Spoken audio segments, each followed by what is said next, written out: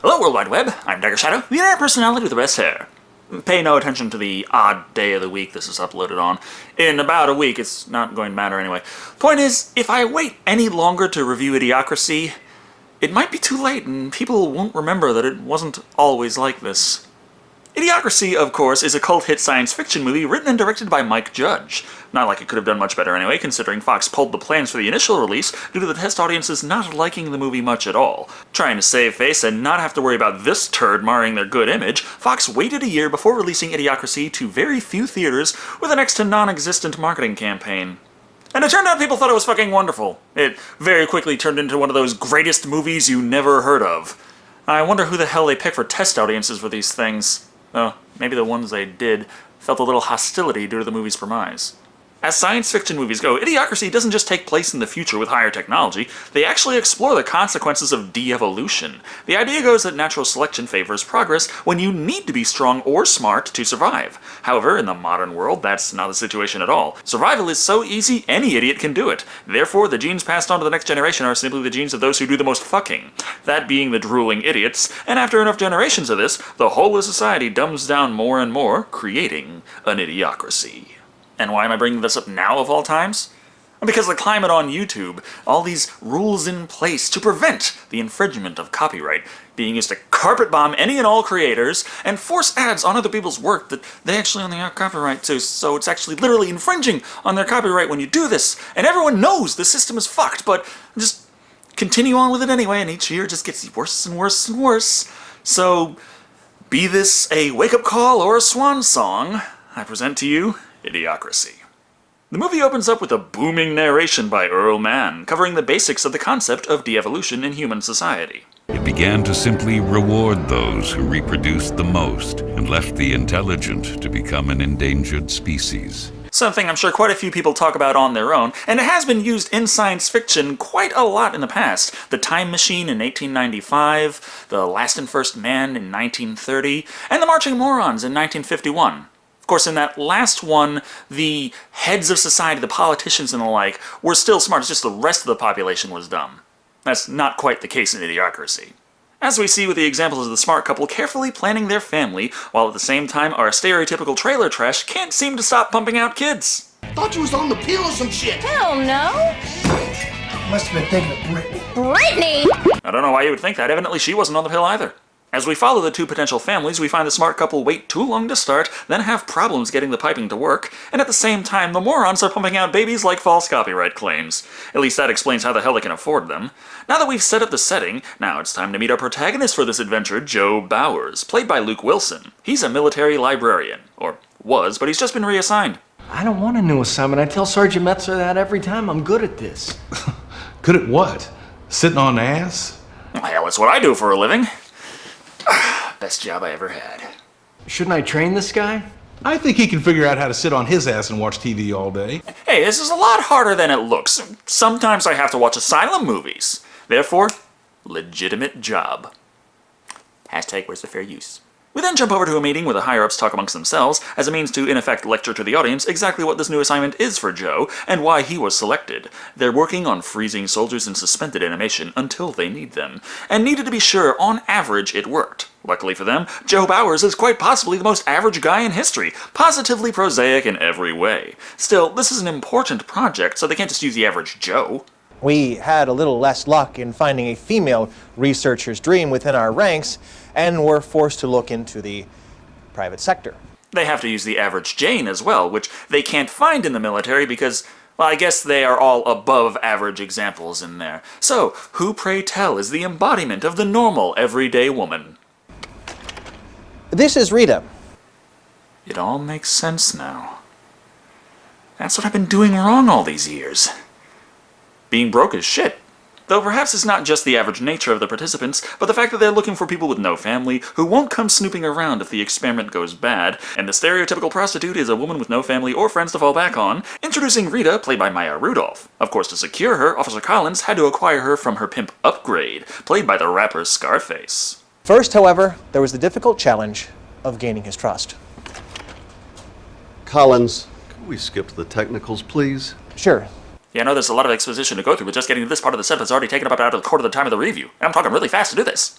Never mind his illicit lifestyle to acquire Rita then, on to the experiment. They intend to freeze the participants in pods for 1 year. If they die, well, I gotta fix the bugs. But if they survive, then Collins believes this technology may be able to place subjects in suspended animation indefinitely. Interestingly enough, when getting ready, they actually allowed Joe and Rita to talk, letting us know about their life outside of military experimentation. So, you an artist or something? Yeah. You do paintings or... Yeah, paintings. It's kind of abstract art, but really high class, so you can only see it in the dark when you bring a blacklight out. Before long, they are packed in, frozen, and left to wait 1 year before they are reanimated. Problem is, all that illicit shit Collins did to acquire Rita? It kinda got up with him, resulting in his arrest. Considering the secretive nature of this project, when the base closed down shortly after, nobody knew about the experiment or people trapped in the coffins. It doesn't help that this also coincided with the turning point in civilization, when the dumbing down of the population started causing severe problems that nobody could solve, because they had other shit on the agenda. The greatest minds and resources were focused on conquering hair loss and prolonging erections. So if we actually go even further into the future than this movie does, and the Planet of the Apes does happen, it'll be pretty much the same, only the apes will have fabulous hair and raging boners. The world continued to go to shit until the year 2505. Rather, it's still going to shit, but we've stopped fast-forwarding through everything, as this is the point when Joe rejoins the events going on, thanks to one small event.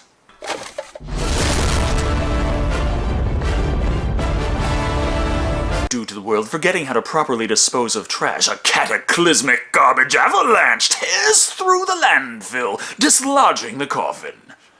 Of course, the coffin was disposed of back in 2005, which is back when they still knew how to do landfills properly, so it should have been underground and therefore wouldn't have been affected by the avalanche, but, never mind it. Joe's gotta get back in the story somehow.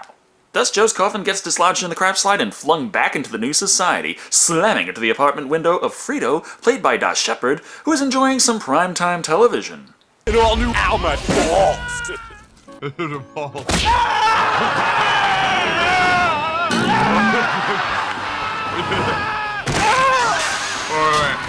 And no, KickedInTheNuts.com was not real. It was a satire, poking fun at things like scare tactics. Of course, the fact that a lot of the people out there seemed to think it was real, and still liked it, that is still kind of scary. The jarring of his pod releases Joe from his suspended animation. Problem is, Frito doesn't give a damn about Joe's confusion in this situation and just gets more and more pissed off that Joe keeps interrupting Ow My Balls. Thus, he tosses him out the window. This gives us our first big look at the dystopian future of dumbassery, where language itself has devolved into slang, grunts, and confused looks. Joe was able to understand them, but when he spoke in an ordinary voice, he sounded pompous and faggy to them. It's pretty much like trying to have a conversation about quantum mechanics and how it relates to chaos theory over Twitter. Continuing to be confused at every turn, Joe decides to check in at the local hospital and figure out what's causing the weird hallucinations. He's in good hands, though, with Dr. Justin Long taking care of him. It says on your chart that you're fucked up. You talk like a fag, and your shit's all retarded. It's worse than we thought. He's got Onision influenza. Dr. Long doesn't have too much advice for Joe outside of stop being such a faggot. However, the data on the magazine and the bill matching up is enough to make Joe realize what happened. He spent way more than a year in suspended animation. Justin, on the other hand, is freaked out because Joe doesn't have an identity tattoo to scan, and this results in alarms, screaming, and confusion. On the plus side, with everyone afraid, he can just leave without paying the bill. This time, when wandering outside, though, he starts taking in that this is all real, and this is how the world changed in 500 years. And the #1 movie in the country was called Ass. And that's all it was.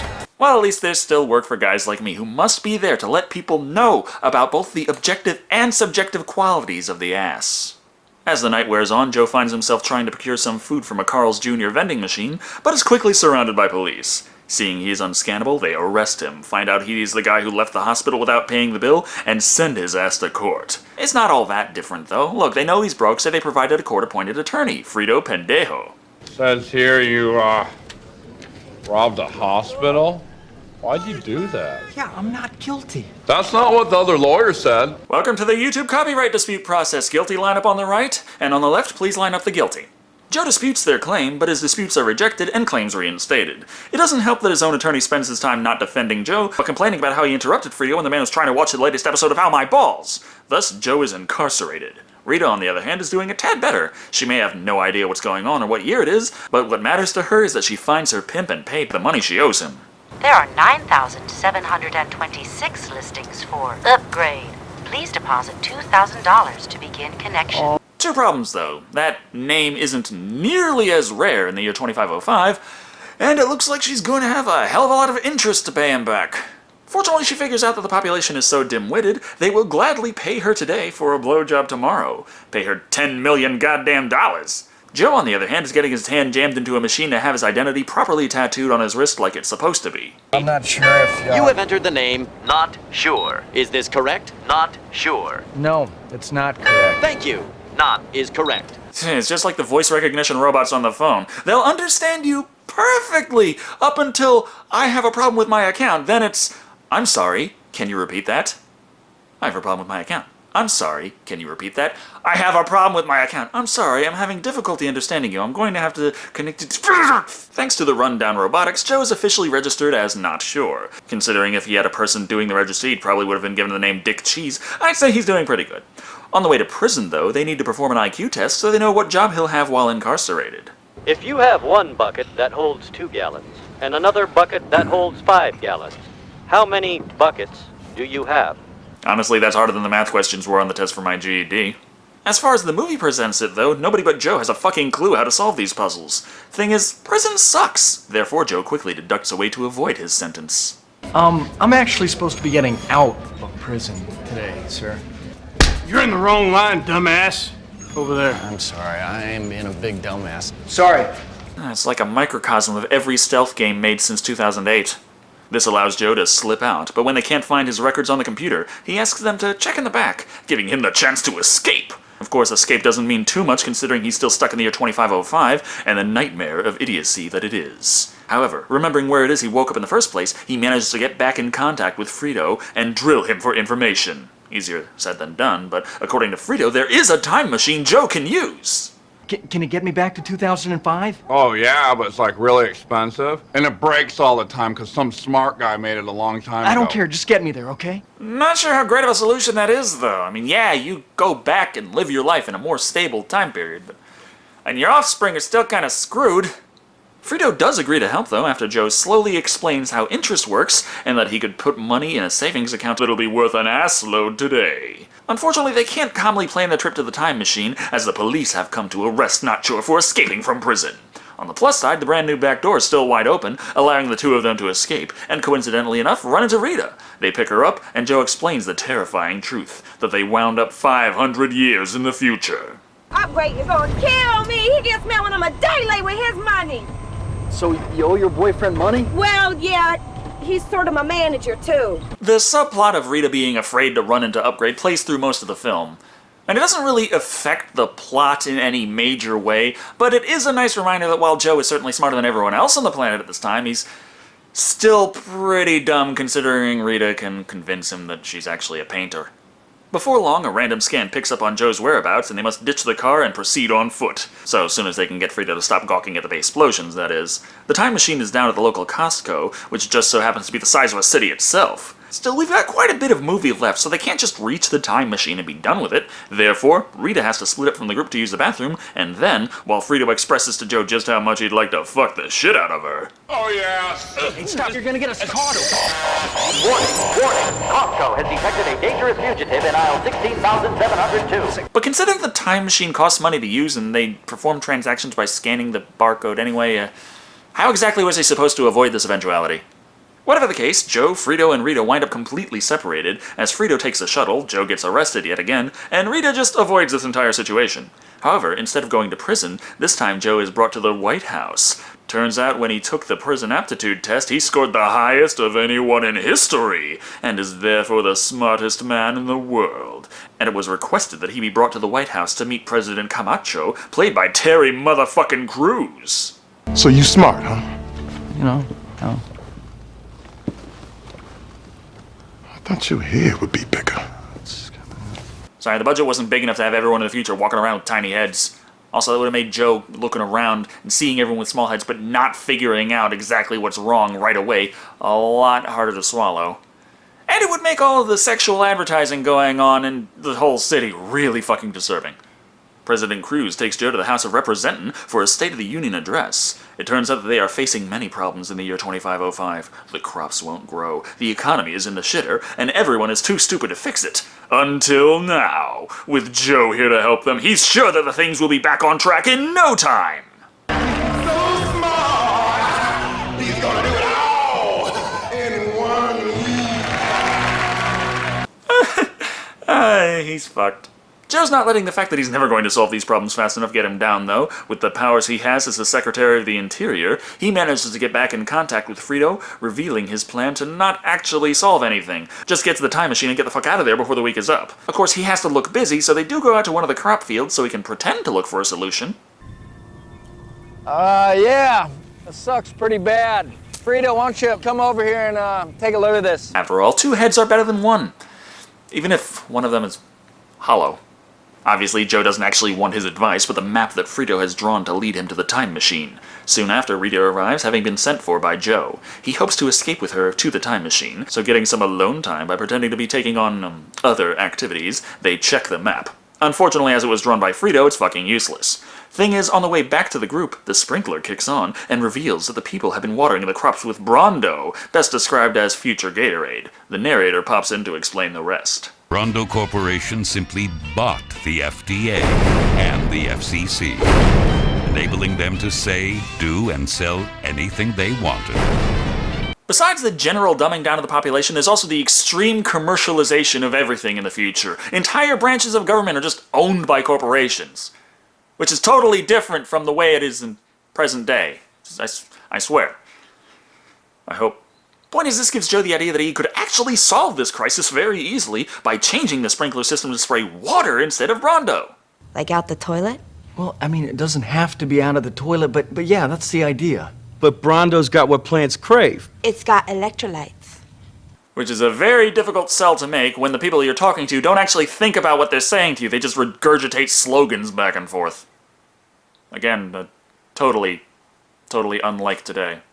Eventually, they do go through with Joe's plan, changing out all the sprinklers from Brondo to toilet water. Problem is, by the next day, they're ready to kill Joe due to the fact that decreasing the demand for Brondo so much caused half the country to lose their jobs.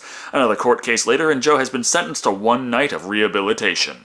Unfortunately for him, in the year 2505, Monday night rehabilitation is less public service and more Smash TV. Joe's going to have to go up against 2 giant monster trucks with friggin' drills and jackhammers to pound him to shit, as well as 1 gigantic, massive...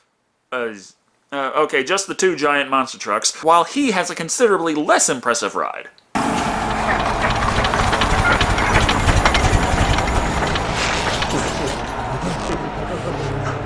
It's like joining a competitive free-to-play multiplayer game and being like, oh yeah, I don't think I really need to spend money.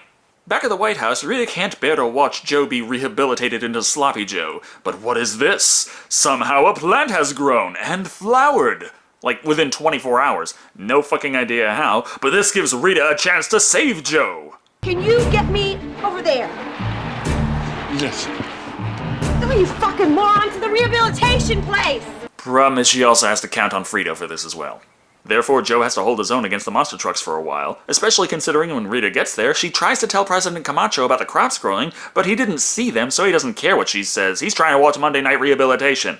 Thus, she must come up with a new plan, have Frito take a cameraman back to the growing crops while she hijacks the control room. And they're gonna need you outside immediately. There's a bunch of whores in the hallway. Ooh. Hey! Therefore, bearing a few minor issues along the way, Rita is able to prove to everyone watching that there are crops growing. There's crops growing everywhere. I have no idea what the hell they put in the toilet water in the future, but I suggest we start using it now, because damn! Fortunately, Joe manages to survive long enough that Terry Crews jumps down there just in time to give him a presidential pardon, meaning we go from everyone trying to kill him to everyone celebrating his ingenuity in solving the food crisis. He still wants to go home, but people still can't figure out how to solve the other problems. Their best idea to fix the economy is to put toilet water on it. Therefore, Joe decides he's going to stay here and forget about the time machine. That ride sucks anyways. Ride?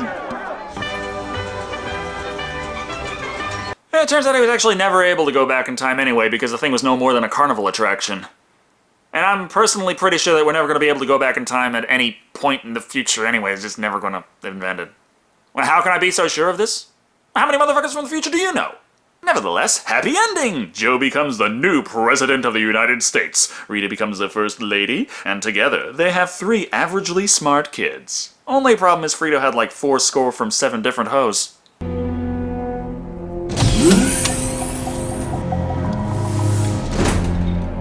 And in the depths of the after-credits scene, we learn the horrifying truth that Upgrade has come to the future and will be trying to collect his money from Rita. Not that it really matters. I mean, it's not like there's going to be a sequel to this anyway. It's unfortunate, but true. Anyway, that was Idiocracy. And it's pretty funny when it's not scary as fuck. Idiocracy is an often quoted science fiction story, as it presents a more dystopian future, but not in the dreary, dark sense of 1984, but more lighthearted tones. It's a fun movie to laugh at for how silly a lot of it is, but at the same time, you can understand how things got to where they are, and understand that while comedic, the film doesn't depict the future in a positive light. As science fiction goes, though, I have to commend Idiocracy for doing what a lot of low-budget sci-fi flicks fail to do or completely forget to even try to accomplish. That being creating a complete, believable world. Yes, the backdrops are obviously not real, and the effects leave a lot to be desired, but they are consistent on how they present the setting, and best of all, it does not look like downtown Los Angeles. Even the clothes, while very simple and very low budget, say a lot about the setting and culture of the future and the present. Everything is disposable, shiny fabric, and while work clothes just list your job on the chest, casual clothes are loaded with advertisements. Idiocracy does extremely well for itself as a social commentary, as a science fiction film, and a comedy, and simply is an entertaining movie in general. There are parts that could be better, like the quality of the special effects, and the crops growing in 24 hours after being watered, but honestly I feel the lower budget hurt the movie more than the questionable fertilizer power, and overall, I feel it's a solid 4 full-body lattes out of 5. It's just a shame it wasn't marketed better and released to more theaters. Fuck, Fox didn't even release a goddamn Blu-ray of this movie. You think it's popular enough yet, guys? Come on! Anyway, thank you all for watching. I've been Shado. And remember, the world needs critics. Who else is going to properly list all of the nuances of the ass?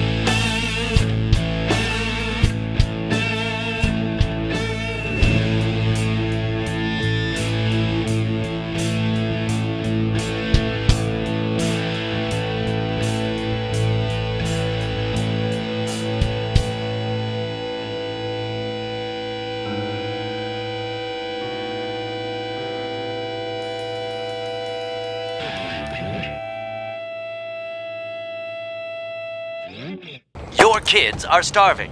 Carl's Jr. believes no child should go hungry. You are an unfit mother. Your children will be placed in the custody of Carl's Jr.